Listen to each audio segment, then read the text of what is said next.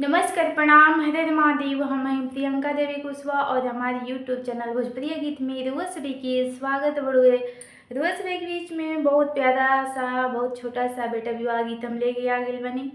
गीत के पूरा जरूर सुनम जा, वीडियो को लाइक शेयर जरूर करब जा। अभी तक ले चैनल पर नया बन जाए, चैनल के सब्सक्राइब नहीं किया कैले तो चैनल के भी सब्सक्राइब जरूर कर ले जा। कमेंट बॉक्स में लिख के भेजम जा हमारे गीत कैसा लागल, गीत के कहाँ से सुना तन जा, काहे कि हमरो पता चले हमारे गीत कहाँ जा तड़ुए। काहे कि रउआ सब कमेंट करम तो हमें बहुत अच्छा लगी।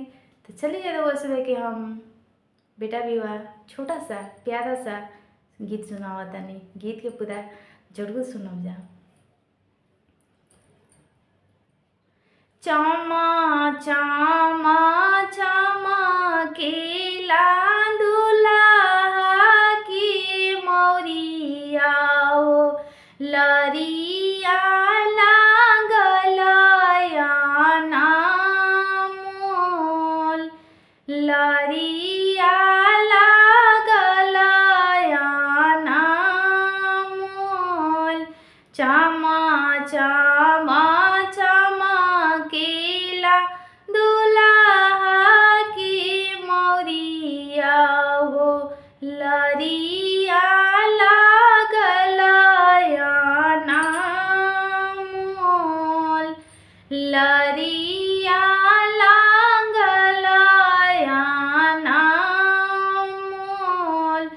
पहिरी ओहिरी दुल्हा अंगना भइले खाड़ हो, नैना झरा झरलोर,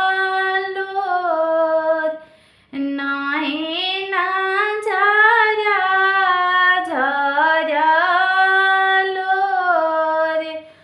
अपन महला में से निकलली अपन आमा, काहे बाबू नैना ढोरे लोर, काहे बाबू नैना ढोरे लोर।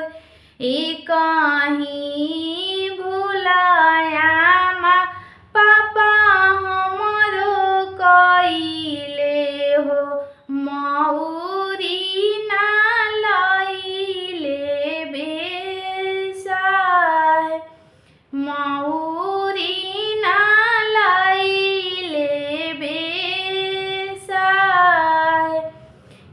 कहीं भूला चाची चाचा हमरो कइले हो, मौरी ना लइले बेसाई, मौरी ना लइले बेसाई।